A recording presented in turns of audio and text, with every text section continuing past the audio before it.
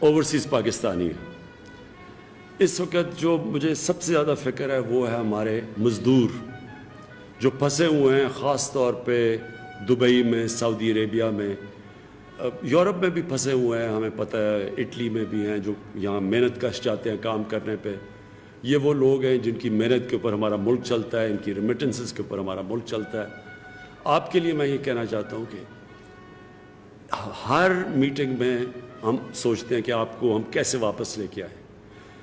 راستے میں کیا رکاوٹ آئی ہوئی ہے؟ وہ رکاوٹ یہ ہے کہ جو شروع میں ہمارے پاس کیسز آئے وہ سب باہر سے کیسز آئے، بلکہ 80%، 90% باہر سے کیسز آئے۔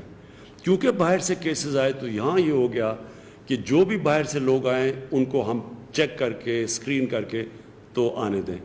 تو اب ظاہر ہے کہ اتنی ہمارے پاس فیسلٹیز ہی نہیں تھی کہ ہم کتنے لوگوں کو اسکرین کر سکتے تھے، تو اس لیے کم کر دیے لوگ، زیادہ تر لوگ باہر پھنس گئے۔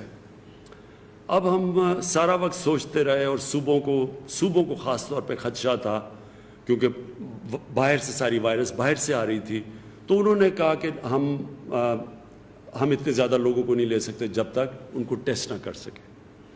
اب ہم نے ایک اور فیصلہ کیا ہے، کیونکہ ہمیں احساس ہے کہ وہاں بہت زیادہ لوگ ہمارے، اور خاص طور پہ ہمارے مزدور وہاں پھنسے ہوئے ہیں باہر، تو اس لیے ہم نے یہاں فیصلہ کیا ہے کہ ہم اب ان کو آنے دیں گے، صرف ان کا ایک ٹیسٹ کریں گے، اور ٹیسٹ کر کے ہم ان کو گھروں پہ جانے دیں گے، اور جس کا ٹیسٹ پازیٹیو نکلا پھر ان کو کہیں گے گھروں میں کوارنٹین کرو۔